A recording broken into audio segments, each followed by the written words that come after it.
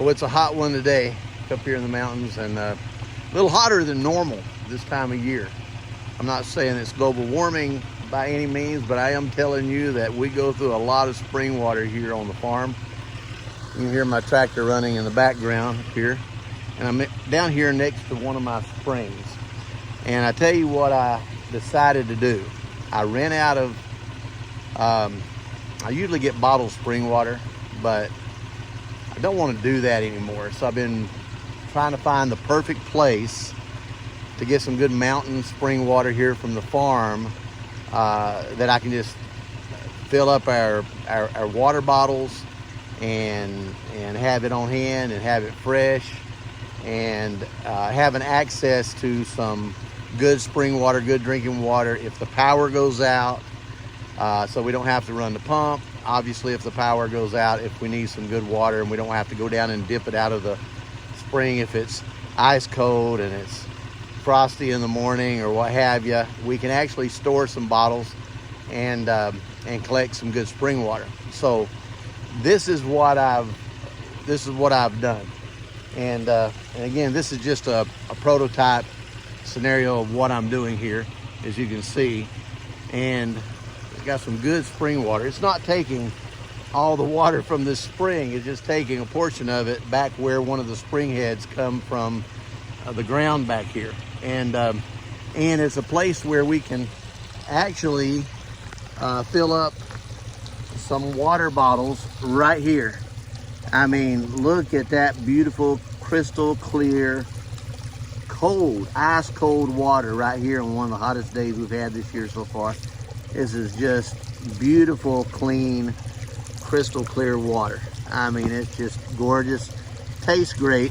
I'm always drinking this water when I'm up here on the mountain anyway. I know it's good water, and so as you can see, I'm not afraid of it. It's good water, and I'm okay drinking it. Let me get a better shot so you believe that I'm actually drinking it. Okay, so here we go.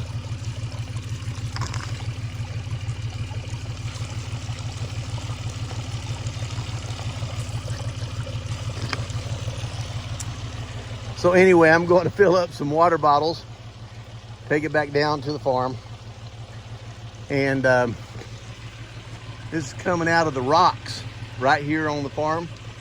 All the water from our farm comes from the farm.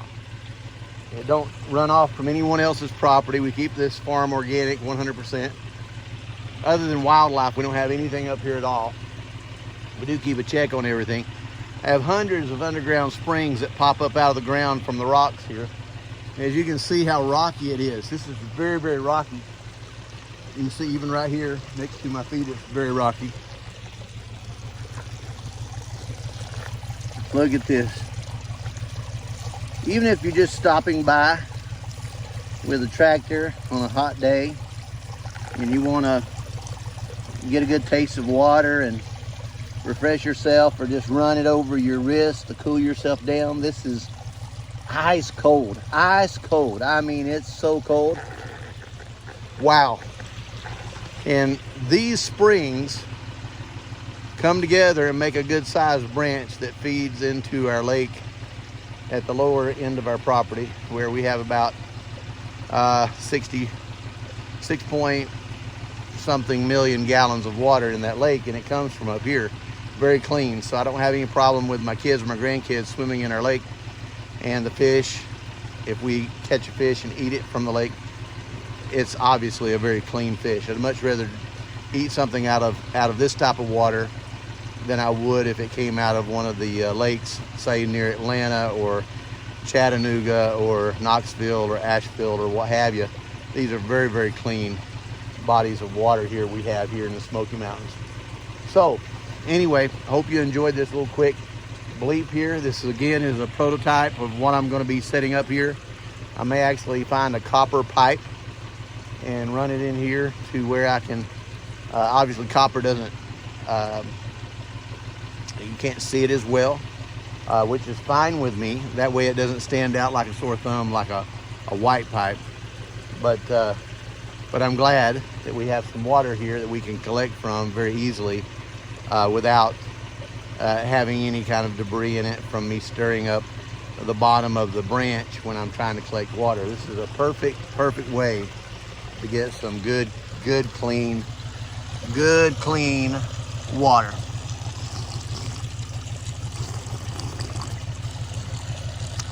Have a good day, y'all.